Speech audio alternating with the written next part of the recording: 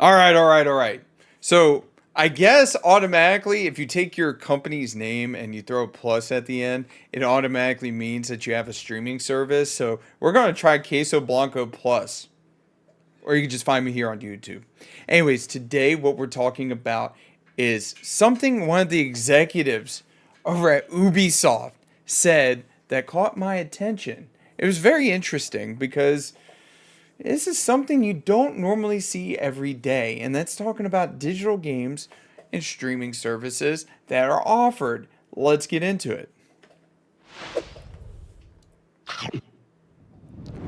Ubisoft executive says gamers need to get comfortable with not owning their games. Think about that one. This is a hot button topic that I've talked about a couple times. I know I said in a video the other day talking about PlayStation and how they allowed individuals to buy like videos, movies, TV shows to stream off of their PlayStation service. And then they were like, you know what? We're not going to renew the licensing on them. And that's when individuals, many individuals, find out that just because you buy something digitally doesn't mean that you technically own it. So let's get into this article. Just, just like with music and television, the gaming industry has been slowly shifting towards the all digital future, which I hate. I think all digital future is, I think it's a bad thing because I feel ultimately big business is going to win. For some time now, despite pushbacks from certain communities with concerns surrounding preservation and ownership, unfortunately, it seems like the biggest publishers out there are concerned about the latter. As a Ubisoft executive recently stated that gamers need to get used to the feeling of not owning their games. So basically, they lull you into this little false sense that you actually own said game, but you actually don't. This statement was made by Ubisoft's director of subscriptions, Phil Tremblay, who recently spoke to GamerIndustry.biz. There's so many of these weird .bizes and just gamer websites I've never even heard of. Like we're on the Gamer right now, and I've heard of them. Anyways, about the digital future in Ubisoft Plus specifically. Like I said, guys, throw a plus at the end. It's a subscription service. Just remember that.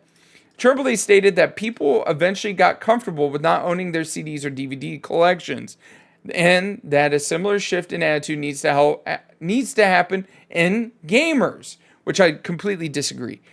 Even though, granted, I'd say games over the last almost decade now, if you buy them physically, the disc is just there for DRM. There's no actual like thing like on there.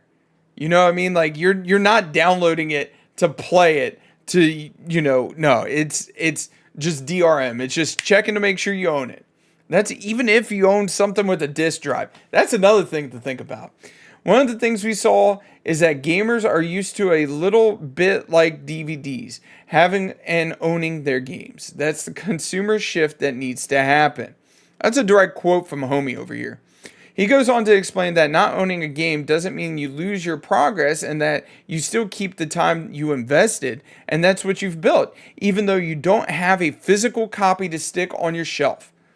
I don't like that. I'd much rather, personally, I like the idea of having the physical copy to put on the shelf. Now, there's games as a service, Fortnite, Rocket League, stuff like that, that aren't going to go away anytime soon, which I'm completely okay with having the digital version of that, if that makes any amount of sense. Tremblay also says that he understands that gamers' perspective when it comes to owning games, but claims that services like Ubisoft Plus will allow access to their games when you feel like. Cool.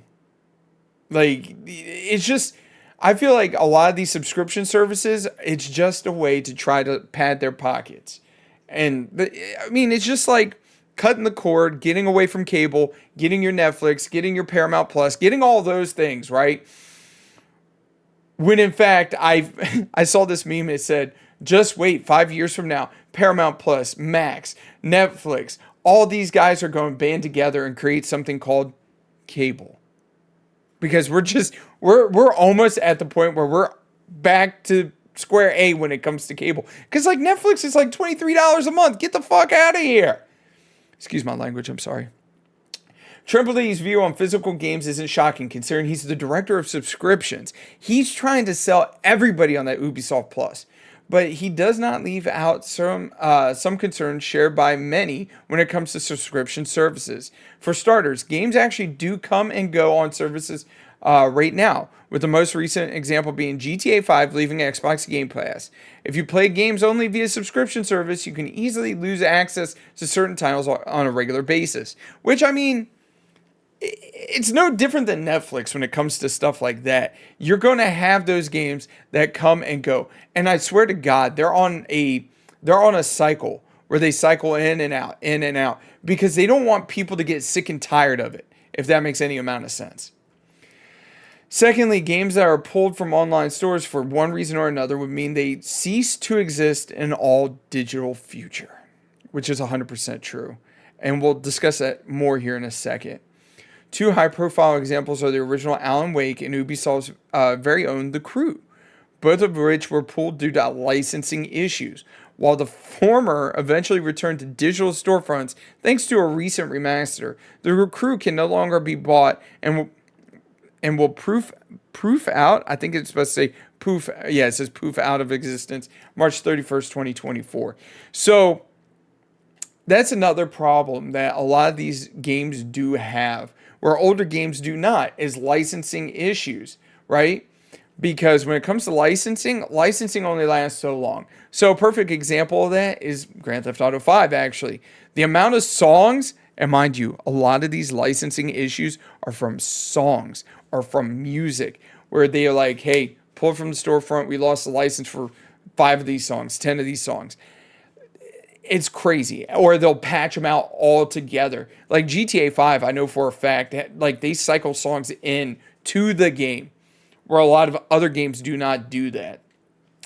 Another one might be, I'm trying to remember. There was one game that got pulled. I think it was the original Prey, because I guess the company that did it, not the 2018 Prey or 2017 Prey. I'm talking like the Xbox 360 Prey, I think it was. You may have to correct me. But they had issues with the licensing on the Unreal Engine. And they completely, all digital copies gone. They pulled every copy, even the physical copies, off the shelves at like GameStop. It was insane. Despite these worries, it seems inevitable that publishers will try and push more and more players towards subscription services for the unseeable future. They've seen how much money that they can bring from streaming giants such as Netflix and Disney, and want a slice of that action, with subscription revenues making up 89% of video-based content market in the UK last year. Okay, whether the game industry will make a smooth transition remains to be seen. So that's something also a lot of people always forget about, is when you go and you buy a game, the publisher gets a slice of that pie, right?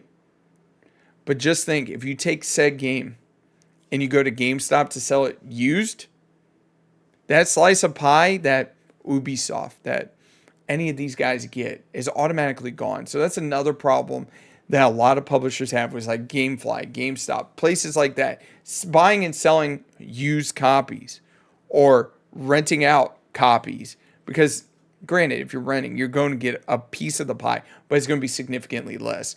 So it's just another way for these companies to try to make more and more money. It's insane to think that they're really, really pushing now, like Ubisoft Plus. Like, come on. I have a hard enough time trying to keep up with the amount of launchers I have on my PC. Rockstar, Ubisoft. Like, I think Activision has one. It's stupid. It's stupid. But anyways, you guys, that's my 2 cents. Like, let me know. Do you think games moving to a complete subscription service, which eventually they're going to pull them off of Game Pass, and they're going to pull them off of PlayStation Plus. So you're going to have to get them, much like having Netflix, Paramount Plus, Hulu, and all these other ones eventually. Anyways, you guys, comment down below. What do you think about that? You think it's a good thing for the industry, or do you think it's a bad thing? Or do you just don't care? and you're going to subscribe to these services as needed. Anyways, you guys have a wonderful day, and I'll catch you later.